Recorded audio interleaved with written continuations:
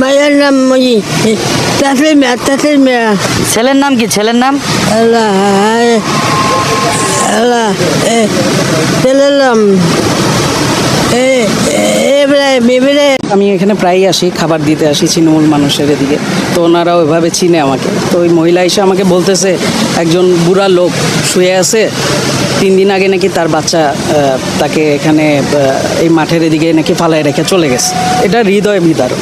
আসলে এই সময়ে এরকম একজন বৃদ্ধ লোক এই বয়সে এসে এরকম সারভাইভ করতেছে এইভাবে, এটা খুবই আমাদের জন্য খুবই লজ্জাকর। কাছ থেকে আমি শুনছি যে ওনার ছেলে নাকি এই গাছের গোড়ায় বসায় রেখে গেছে। তখন আমরা দেখতে আসলাম, দেখতে আসা দেখি কি উনি ভিজে পুড়ে একদম অন্যরকম হয়ে রয়েছে।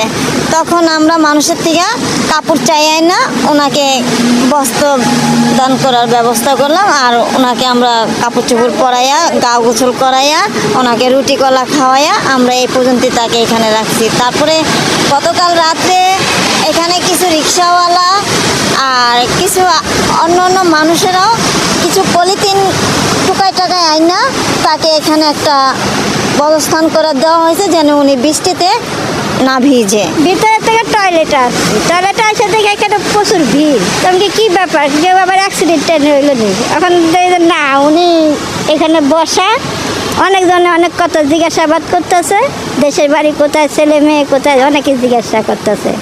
তো উনি যা বলার আপনাদের তো বললো, ওরমই বলছে।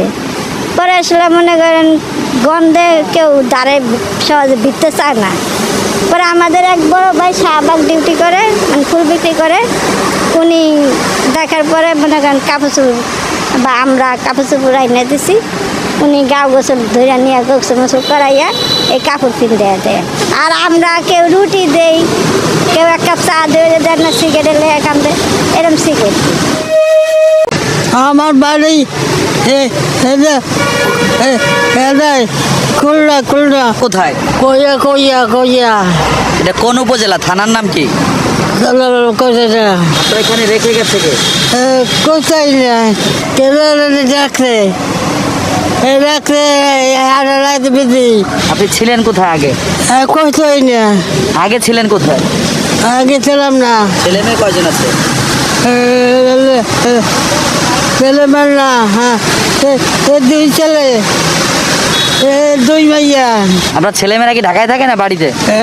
বাড়িতে এই মায়ের নাম তাসলিমা। তসলিমা থাকে কোথায়?